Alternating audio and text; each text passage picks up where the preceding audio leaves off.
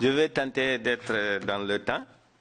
Après, évidemment, tous ces professeurs et docteurs qui ont passé, moi, j'ai une petite présentation que je voulais partager avec vous. Je m'attends surtout à des questions parce que je suis un praticien. Donc, je voudrais structurer mon intervention.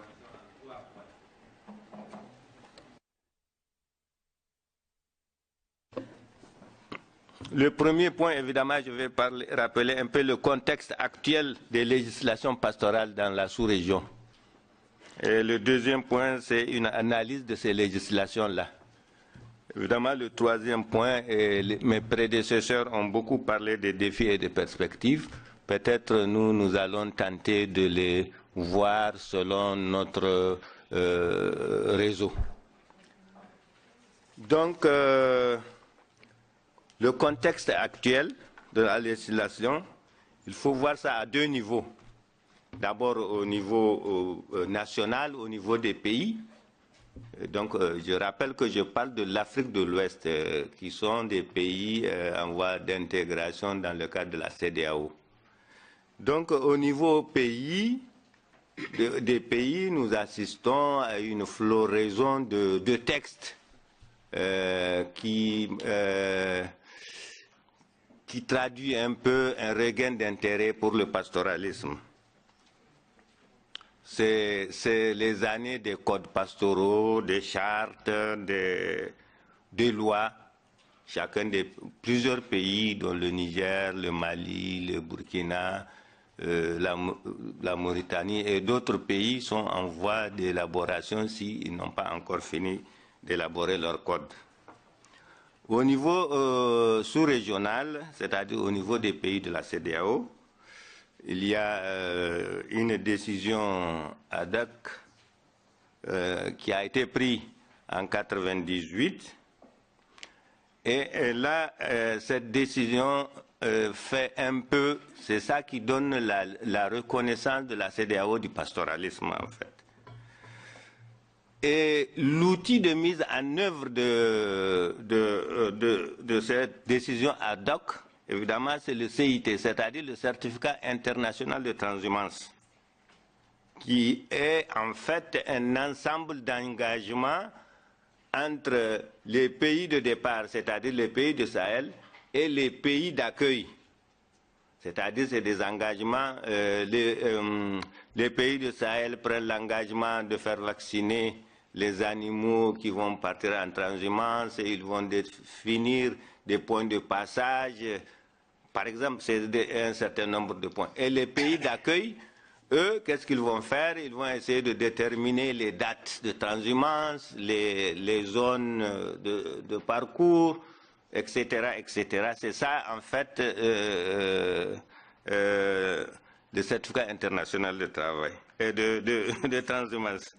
Et il faut dire que tout ça là, évidemment, il y a des problèmes. Il y a des problèmes que nous allons analyser dans le deuxième point. Il y a aussi l'adoption d'un plan d'élevage de la CEDEAO, dont la mise en œuvre se traduit par les coop.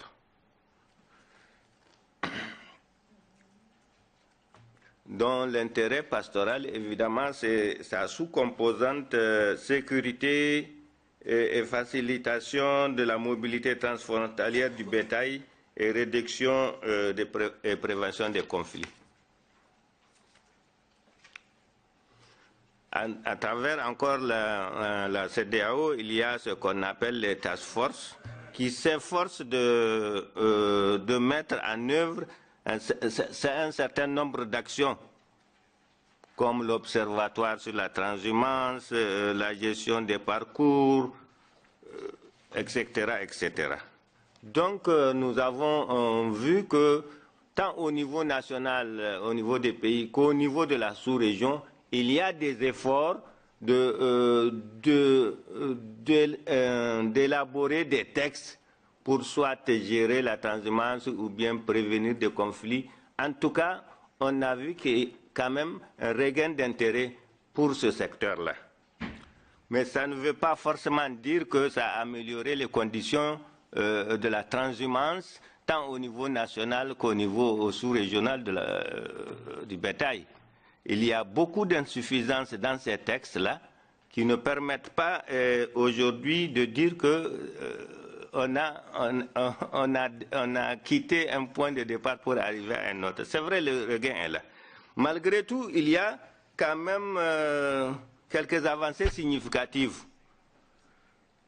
D'abord, cette reconnaissance, parce que ça n'a pas toujours existé, cette reconnaissance politique du pastoralisme est fondamentale pour les éleveurs. Et surtout, la mobilité est devenue comme un droit, reconnue par certains textes, comme par exemple dans le Code pastoral du Niger, comme un droit fondamental. Et puis, dans la sous-région, il se développe des espaces de dialogue, soit entre les institutions de la sous-région et les organisations sous-régionales. Et il y a un certain nombre d'opportunités, évidemment, qui ont été créées dans le cadre de l'ECOWAP, notamment tous les programmes nationaux concernant l'élevage, qu'on appelle les PNIA et les PRIA au niveau sous-régional. Voilà donc quelques opportunités. Et de plus en plus aussi, il faut reconnaître que la recherche a permis quand même de mettre en valeur un certain nombre d'avantages qui permettent aux organisations d'éleveurs d'avoir des points de plaidoyer. Parce que, comme vous le savez, le pastoralisme a été toujours entouré d'un certain nombre de préjugés, dont souvent les éleveurs n'ont pas des arguments nécessaires pour démonter. Et ça, nous remercions beaucoup la recherche qui ont fait beaucoup d'efforts pour aider, pour mettre à la disposition de ces organisations d'éleveurs des arguments solides face aux politiques. Mais évidemment, comme on l'a dit, il reste encore beaucoup d'insuffisances. Parmi ces insuffisances, évidemment, je vous parlerai seulement des insuffisances liées, par exemple, au certificat international de transhumance. Comme vous le savez, nous sommes dans un contexte d'instabilité climatique. Souvent, en quoi consiste le certificat international de transhumance? C'est-à-dire qu'on vous dit, bon, vaccinez vos animaux, 2 mois, 3 mois d'avance, déterminez le parcours que vous allez faire, les zones que vous allez traverser, et que cette période doit coïncider avec la période que les pays d'accueil libèrent ces espaces-là. Évidemment, 3 mois d'avance, souvent on veut faire ce parcours et par exemple, il y a une sécheresse qui fait que soit vous ne pouvez pas attendre les 3 mois, soit que vous êtes obligé de ne plus suivre le même trajet parce qu'il n'y a plus de pâturage ou d'eau.